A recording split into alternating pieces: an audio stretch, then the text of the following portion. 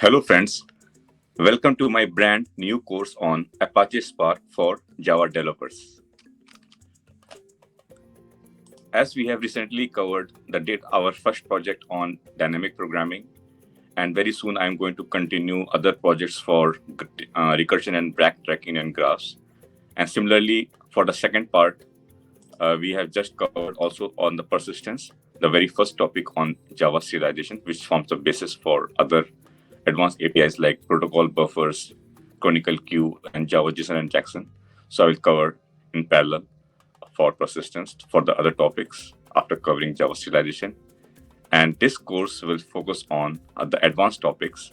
Advanced topics is not as advanced. I mean, just the new topics, for example, big data, machine learning, algo trading, and all. So I'll start first with Apache Spark for Java developers, where we'll cover 4 different types of modules: Spark RDD, SparkSQL, Spark Streaming, and SparkML. SparkML is Spark Machine Learning. As a very high-level definition for Apache Spark is a multi-language engine. Multi-language engine means it supports Python, R, SQL, Java, Scala. It's written in Scala. And it's a machine language engine for executing data engineering, data science, and machine learning on single node machines or clusters. Or the key features we can define is that it has got, we can do SQL analytics, I mean the big data analysis, and we can do the transformations like map reduce, filtering, and a lot of other processing on the big data. Big data means that when we are dealing with the data in terabyte size or petabyte size. We'll cover all this all these type of modules divided into like the first module will cover SQL analytics using RDDs and SparkSQL. So we'll cover this, which will this is actually for executing fast distributed ANSI SQL queries for dashboarding and ad hoc reporting. Runs faster than most data warehouses. That was the first part of our module. The second part would be covering the batch streaming data using Spark streaming. By this, it means that we can listen on the live streaming data from Apache Spark, or just a socket programming. We can listen on the live TCP streaming APIs, and we can do a real-time analysis on that.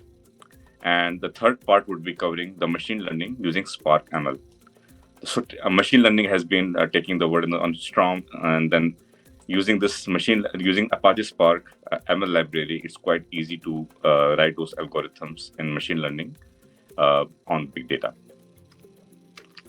This is a very hands-on course, and we will write all the codes from scratch, right from installing IntelliJ, Java, Maven, Spark, and all on our local machine, and run all these examples using my favorite TDD approach. TDD is test-driven development approach, because I found that using the TDD, writing a lot of unit test case to explain each and every topic that we will be covering is much easier to grasp and understand.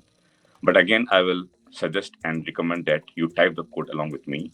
Listening the code is not going to help too much. Once use your fingers, type the code along with me, only then you will learn it.